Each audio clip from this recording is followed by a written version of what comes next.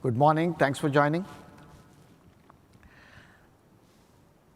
I think the 5G networking infrastructure is already here. One of the things I plan to talk about is it a revolution or just evolution from LTE to yet another technology? So you'll see in my presentation, I try to point out two examples where 5G is different and what we are doing about it. So this is the data point that everybody knows. This data is changing constantly. You heard from Dish yesterday that they are bringing up many cities in the next few days. So that's going to add to this data. But the 5G infrastructure, definitely commercial deployments are up there. They will continue to be there for next 3 years. We heard about next G, 6G. Those efforts have started already, but it will take time to get to the next generation before we finish all the infrastructure spending and deployments in 5G, in my opinion. So when you talk about 5G, I would like to point out there are three main pillars that I believe differentiate 5G from any of the previous generations of mobile networks.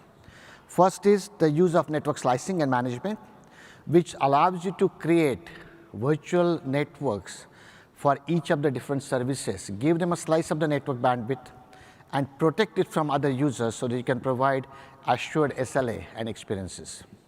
The second is distributed architecture. Because of 5G densification, the architecture of how the mobile networks are designed is changing, creating thousands of mini edge clouds which act as aggregation points. And distribution of these mini edge clouds and their management orchestration is a big challenge. And lastly, the telcos with this generation first time formed an alliance called O-RAN Alliance to encourage the creation of an open ecosystem so they do not have to source vertically integrated systems from a couple of vendors. And that is an exciting opportunity for vendors like Juniper, which is also participating along with other people who believe in supporting open, interoperable interfaces and ecosystem. So I'm going to talk about each of these pillars, starting with, of course, a need for network slicing. If you look at the 4G and other monolithic networks, they were providing one kind of a basic connectivity, one size fits all kind of a network. With 5G network slicing, what we are trying to do here is that provide dedicated end-to-end virtual networks per user or per tenant or per use case or per service that can be allocated bandwidth and can be protected. Right? And once you have that prescribed quality of service, you can enforce it to make sure that you can also start providing service on an end-to-end basis, not just in radio access network, but you have to take the notion of slicing and extend it into across multiple domains, such as transport, core, and even public cloud. And that's the end-to-end slicing that comes with 5G. Just to go one level deeper in the 5G network slicing, the architecture shows what are the main components when you disaggregate the vertically integrated stack. You have a RU, of course, very closer to the endpoints. You have a central unit, distribution unit. They are distributed across the network, across the RAN, depending on the sites and cells you have. And you have this control point called RAN intelligence controller, which acts like an operating system for the radio access network, right? And it has two components, non-real-time and near real-time. Non-real-time runs what is known as xApps, which are responsible for providing functionality such as slicing, which defines slices for each of the virtual networks based on tenants and use cases. And then it makes sure that based on that, it calculates the SLA policy, the slice policy, that it can hand off to the xApp running on the near real-time brick, which implements those by making configuration changes, allocating PDUs, and so on. Now, as part of the orchestration, you also have non-real-time rake constantly monitoring the SLA for each of the slices allocated. If it says any deviation from that, it recalculates some configuration changes, slice changes, puts that policy back into xApp, from xApp to xApp, and xApp implements that. And that's how you constantly make sure you can provide assured experience for each of the slices. Here's an example of actual use case that Rakuten did in one of the soccer stadiums, where they gave the people attending the game an application that can run on any phone. And that application, once downloaded, had a real example of augmented reality. available in the stadium itself, where you could point the camera of the phone to the pitch and you could get information on team formations, different strategies, and so on. If you pointed at a player, you got his player stats. If you pointed at a team, then you of course got team's schedule, team's information, but also you could go to the team's website and buy gear. So you have some e-commerce also to monetize such services. This is the example of thing now being also done in other places, such as SAP Center now just announced that they will have a gigabit speed private 5G network to enable such use cases. The second pillar I mentioned is distributed architectures. As I said, because of 5G densification, there's a need to have these hundreds or thousands of mini edge clouds apart from the telco cloud where packet core might be located, or you might use public cloud for packet core, other components in telco cloud, and these hundreds of thousands of mini edge clouds. All of those need to be orchestrated, managed in an automated fashion using cloud native architecture, taking advantage of Kubernetes-like stacks. Because the telcos traditionally have not been able to do that in an OpenStack environment. It has been a big challenge up till now to manage this kind of clouds. Now this is a very different problem with distributed architecture.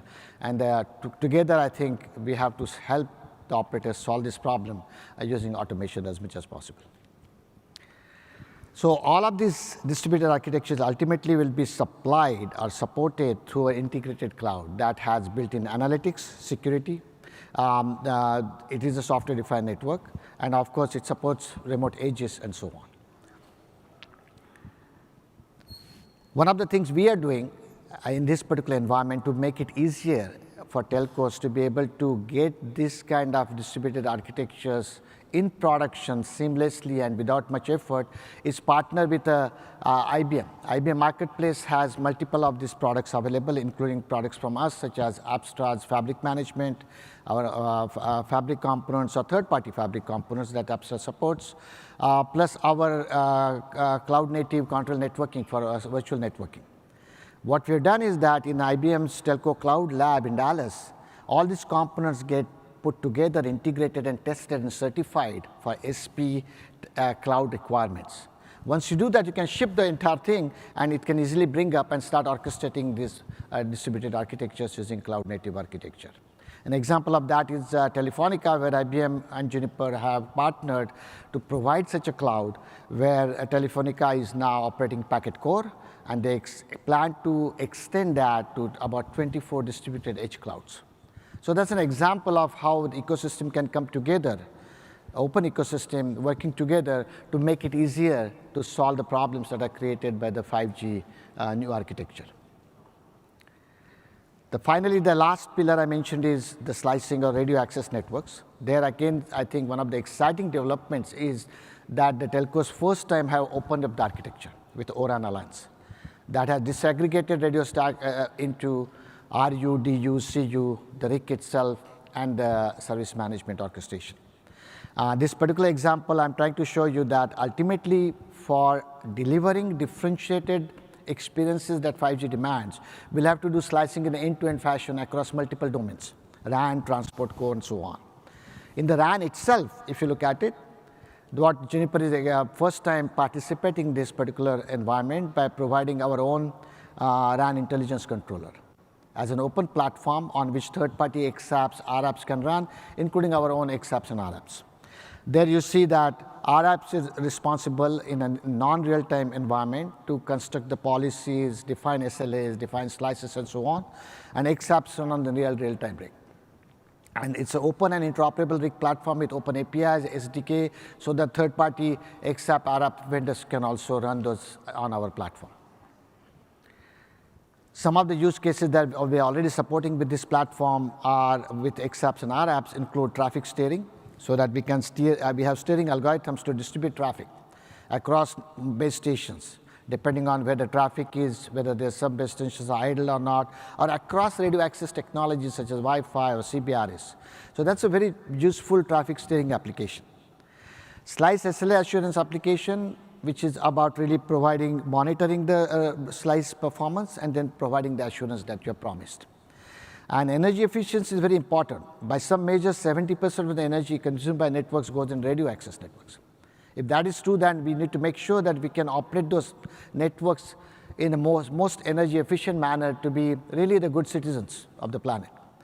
So what we have done is we developed energy efficiency xApp, which monitors the utilization of the network, and depending on which base station is not using RAN stack is not being used, you can transfer the traffic to another one and shut down some of the cells. That will help increase the energy efficiency. These are just some examples of xApps and RApps. Given the open ecosystem, the exciting part is that you could easily see tens and hundreds of xApps and RApps developed, which can be monetized by operators to be able to deliver really differentiated services. That's the advantage of having an open ecosystem, similar to what iPhone did with App Store, right? Operators are now talking about creating marketplaces. Dish yesterday talked about their open marketplace and so on. That's really an opportunity, in my opinion, with respect to this kind of applications. Now, one example of admission control use case here is a simple, rather than showing a demo, I just want to show you that suppose you have a simple network, you have schools, you have hospitals, and public domain. You can take your PDUs and allocate 3 slices, one for schools, one for hospitals, and the third one is public domain, best effort that anybody can use. Initially, you might allocate certain number of PDUs like 100 to public schools, 200 to hospital, and rest for the public domain use. When an emergency happens, then suddenly the hospitals might need more PDUs. In that case, you take them out of the public domain and add 200 more PDUs to hospitals while schools traffic can continue to operate. Only when school is on a holiday, you can take those PDUs away. This is an example of dynamically adjusting a slice and services necessary using the available bandwidth. And that's an example of an admission control use case. We are actually trying it out right now with Vodafone and Parallel Wireless using their RAN stack in public trial. Here's an example of a dashboard to say how an operator would monitor how the SLAs are being enforced or not and slices are operating. At the bottom, on the left-hand side, is a non-real-time rake dashboard that shows that whenever the new policy is calculated, you see that new policy by showing the changes in the slice allocation.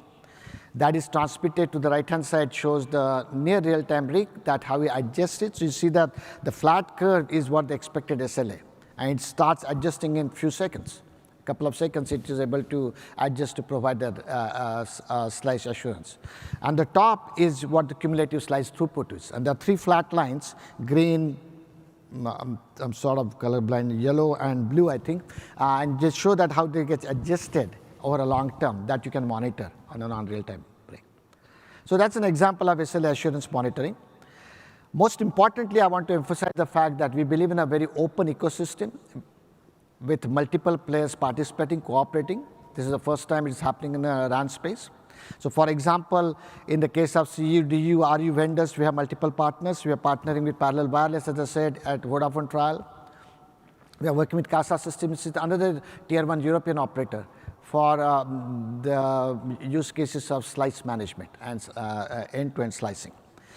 We had a partnership with, we still continue to have with Intel, where Intel FlexRAN stack is combined with Juniper routing stack, containerized routing stack in Rakuten to deliver a 5G ORAN-based network.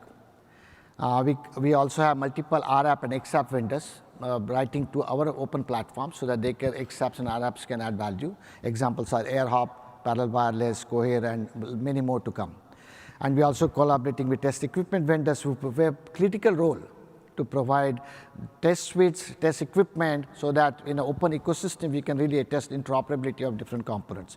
And finally, we have a partnership with Red Hat. Our RIC has been certified to run on Red Hat as a CNF, and we continue to work with them with respect to expanding their partnership.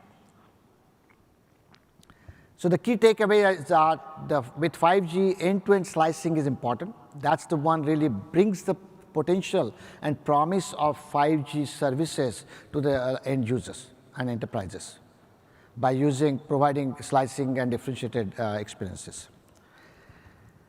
5G requires distributed architectures, which creates a completely new complexity as well as challenge with respect to be able to orchestrate, manage day 0, day 1, day 2 lifecycle management of these hundreds of distributed mini edge clouds. But I think the cloud native architectures like Kubernetes can be used to automate that so that telcos do not have to carry that burden. And finally, the open ecosystem that Oran is really bringing in many new innovations, innovative new startups, which can start adding new value to deliver completely new use cases to our users. With that, thank you for listening. Any questions? I had 15 minutes. I went pretty fast, I think, to 15 minutes.